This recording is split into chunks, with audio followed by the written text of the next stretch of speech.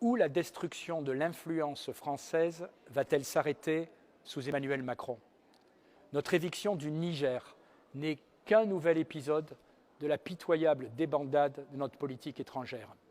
Guinée, Mali, Burkina Faso, tensions avec le Maroc, relégation de notre influence au Moyen-Orient jusqu'au Liban. La liste s'allonge à l'infini et va même jusqu'au Pacifique, où Macron a été méprisé et négligé par les Australiens et les Américains lors de leur nouvelle alliance régionale AUKUS. Quant à l'instabilité aujourd'hui au Gabon et peut-être demain au Tchad, elle pourrait bientôt nous faire déchanter une fois encore. Le bilan du président de la République est catastrophique en politique étrangère. On peut bien sûr l'imputer à des erreurs nationales. Arrogance et suffisance d'Emmanuel Macron, fin du ministère de la coopération, affaissement de notre puissance militaire. Mais il faut aussi rappeler le rôle de l'Union européenne dans cette affaire.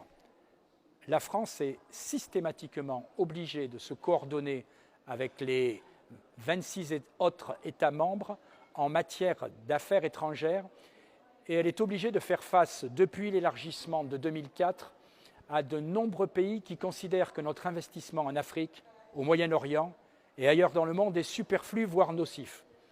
Pour ces pays, l'OTAN et les États-Unis assurent déjà ce rôle, alors à quoi ça sert de soutenir la France?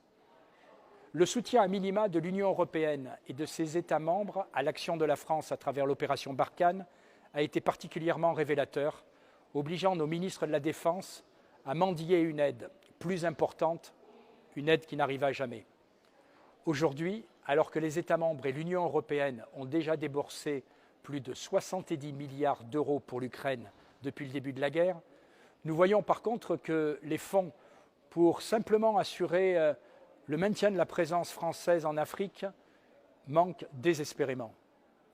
Enfin, l'imposition de toutes les idéologies à la mode au cœur de nos relations diplomatiques coûte très cher à nos amitiés africaines. L'Union européenne et sa religion des droits de l'homme, où les revendications de toutes les minorités remplacent la défense de nos intérêts nationaux, est un accélérateur de cette débâcle. En politique étrangère, Macron a tout raté et l'Union européenne l'a bien aidé.